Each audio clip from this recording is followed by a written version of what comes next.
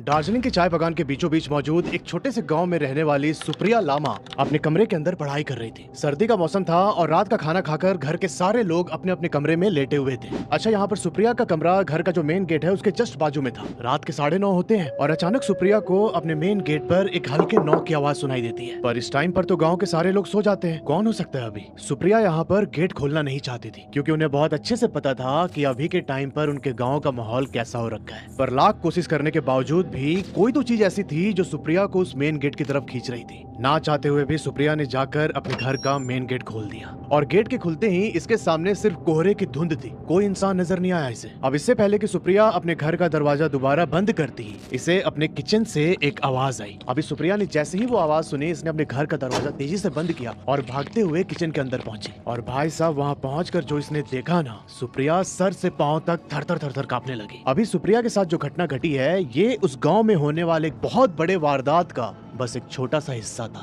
आज की स्टोरी आपको पैरानॉर्मल वर्ल्ड की एक बहुत ही डार्क पिक्चर दिखाने वाली है और वीडियो के खत्म होने तक आप अवतार और चमत्कार पर भरोसा करने को मजबूर हो जाएंगे। पर फिलहाल वीडियो में आप सुप्रिया द्वारा भेजे गए ईमेल का स्क्रीनशॉट देख सकते हैं। ये घटना 2017 की है। अच्छा, ये जो कहानी है ना, थोड़ी सी कॉम्प्लेक्स है, तो बहुत ध्यान से सुनना। अगर एक भी कड़ी आपने मिस किया तो आपको आगे की कहानी समझ नहीं आएगी। दार्जिलिंग के चाय बागान के बीचों बीच एक छोटा सा गाँव है। ऑब्वियसली मुझे सुप्रिया ने नाम बताया, पर मैं गाँव का नाम लेना नहीं चाहता। तो उस गाँव के अंदर टोटल 35 घर है और उस 35 घर में कोई 150 लोग रहते हैं।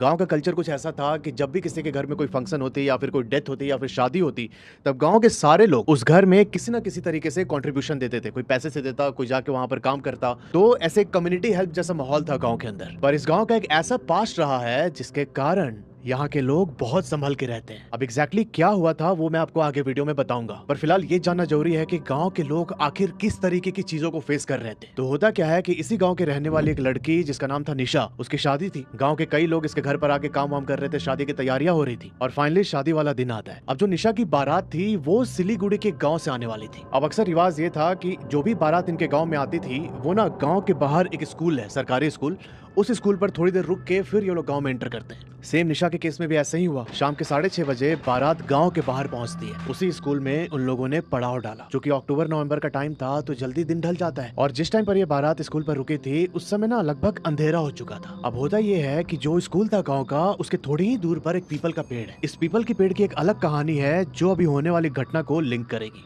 अभी कोई 10-15 मिनट के बाद ये बारात निशा के गाँव में एंटर करने वाली थी। इसी बीच जो निशा के होने वाले हस्बैंड थे, उनके चाचा जी का फोन बजता है।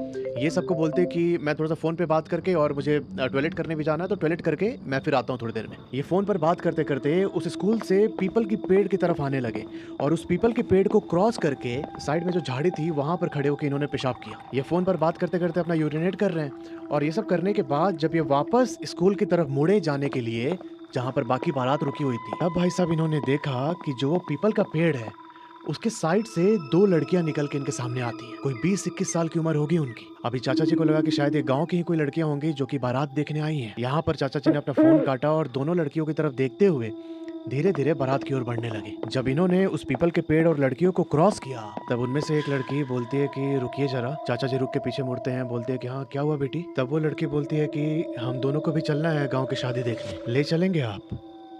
अब यहाँ पर चाचा जी बड़े सोच में पड़ गए कि यार, अपने गांव की शादी देखने के लिए ये मुझसे क्यों पूछ रही है। इन्होंने बोला कि हम तो बाराती हैं और ये तो तुम्हारा ही गांव है, मुझसे क्यों पूछ रही हो। और इसी बीच जो वो दूसरी लड़की थी वो बोलती है चाचा जी से कि आप हमें अपने साथ ले चलेंगे या नहीं, बस ये बताइए। अब यहाँ पर जो उस लड़की का टोन था ना, वो टोन सुन के चाचा जी को थोड़ा सा शक हुआ।